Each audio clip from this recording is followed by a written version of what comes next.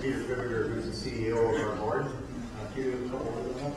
Yeah, first of all, before we go any farther, I just want to acknowledge for the people that are here from the field across the community, because I know that there are some people here that's also a consideration that has been considered in the design of this stadium, and that wasn't mentioned, so we don't want them to be left out. I know they use it quite a lot even today in the existing facility.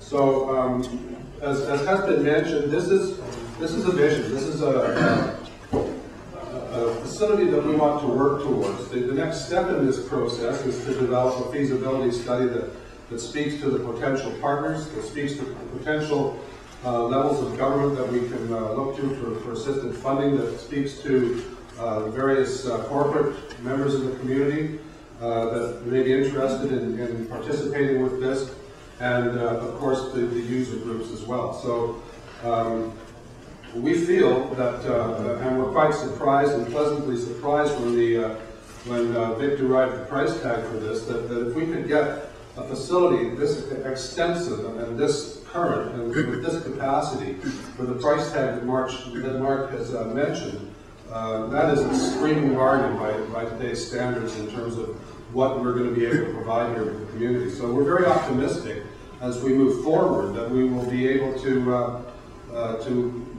accomplish this. We wouldn't obviously undertake it if we didn't think there was a very good chance of making this happen. And as has been stated earlier by Dave and Denise and Mike, it's a partnership issue.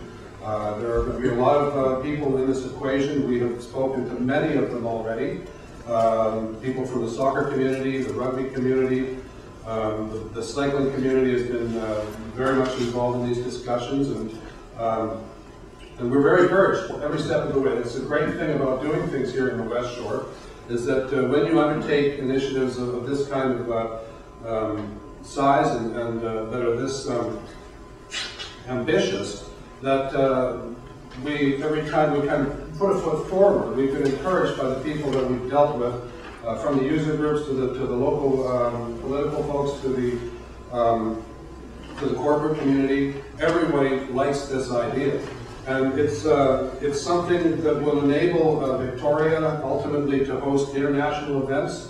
It's been a thing that's been lacking in Victoria for many years, and we've seen that time and again when we've not been able to attract international events. It will be a permanent facility that, because of its size, and for those of you that don't know, most international sport field events require a 10,000 seat minimum. So this addresses that. And as we move through the process, it's important to acknowledge this is really early days. This is a concept only. It's going to be obviously the victim of a lot of changes and a lot of further input and a lot of tweaking to get it in a shape that's for everybody's satisfaction.